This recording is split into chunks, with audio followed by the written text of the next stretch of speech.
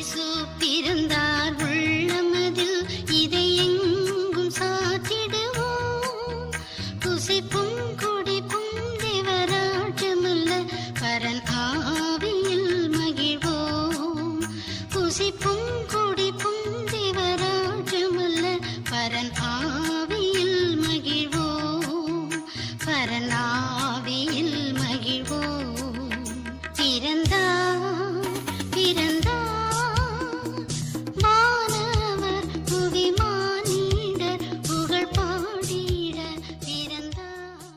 ஆண்டவராகிய இயேசு கிறிஸ்துவின் உன்னத நாமத்தில் உங்களை அன்புடன் வாழ்த்துகிறோம்.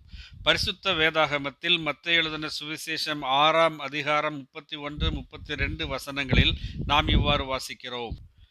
ஆகையால் எண்ணத்தை உண்போம், எண்ணத்தை குடிப்போம், எண்ணத்தை உடுப்போம் என்று கவலைப்படாதிருங்கள். 32ஆம் வசனம், இவைகளை எல்லாம் அஞ்ஞானிகள் நாடி தேடுகிறார்கள், இவைகள் எல்லாம் உங்களுக்கு வேண்டியவைகள் என்று உங்கள் பரமபிதா அறிந்திருக்கிறார் என்று நாம் வாசிக்கிறோம். ஆண்டவராகிய இயேசு கிறிஸ்து கூறின கூற்றாக இருக்கிறது. எண்ணத்தை குடிப்போம், எண்ணத்தை உடுப்போம் என்று மாத்திரம் இன்றைக்கு உலகத்திலே ஜனங்கள் ஓடிக்கொண்டிருக்கிறதை பார்க்கிறோம். சிலர் அந்த கவலையிலேயே முழுகி இருக்கிறதை பார்க்கிறோம். தங்கள் வாழ்நாள் முழுவதுமாக ஓடி ஓடி உழைத்து கடைசியிலே எந்த ஒரு நன்மையும் பெற்றுக்கொள்ளாதவர்களாக உலக வாழ்க்கையை கடந்து போகிறதையும் நாம் பார்க்கிறோம்.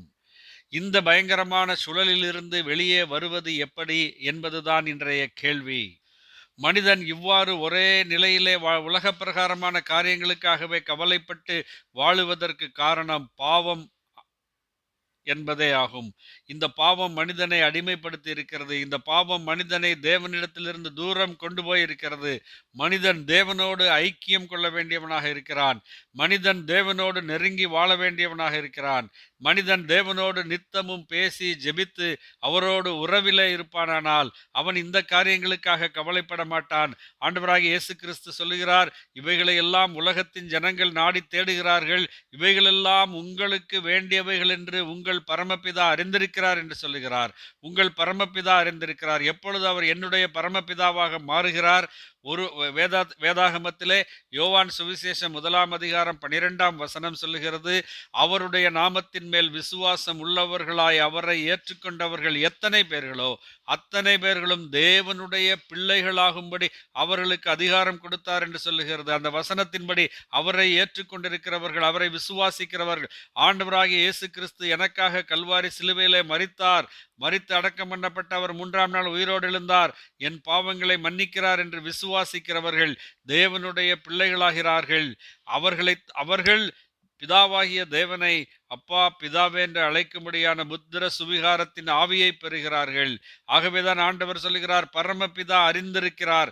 இவைகளை குறித்து அவர்கள் கவலைப்பட வேண்டியதில்லை. அவர்கள் தேவனோடு கூட ஐக்கியம் உள்ளவர்களாய், தேவனுக்கு எப்படி பிரியமாய் வாழுவது என்பதை நினைக்கிறவர்களாய் இந்த உலகத்திலே வாழுகிறார்கள். இந்த உலக வாழ்க்கை முடிந்த பிறகு தேவனுடைய ராஜ்யத்திலே நித்தியம் நித்தியம் சந்தோஷமாய் அவர்கள் வாழுவார்கள். அருமையானவர்களே, நீங்களும் தேவனுடைய பிள்ளைகளாய் மாற வேண்டும். இந்த உலக கவலைகளுக்காக கவலைப்பட்டு கலங்கி நிற்கிறவர்களாக இல்லாதபடி என் பரமபிதா இவைகளெல்லாம் அறிந்திருக்கிறார், அவர் எனக்கு தேவையானதை கொடுப்பார் என்று நம்பி இந்த உலகத்திலே சந்தோஷமாய் வாழவும் நித்திய ஜீவனை பெற்றுக்கொள்ள வேண்டும் என்பதே உங்களுக்காக நாங்கள் தேவனிடம் செய்யும் பிரார்த்தனையாயிருக்கிறது. ஆமேன். நன்றி.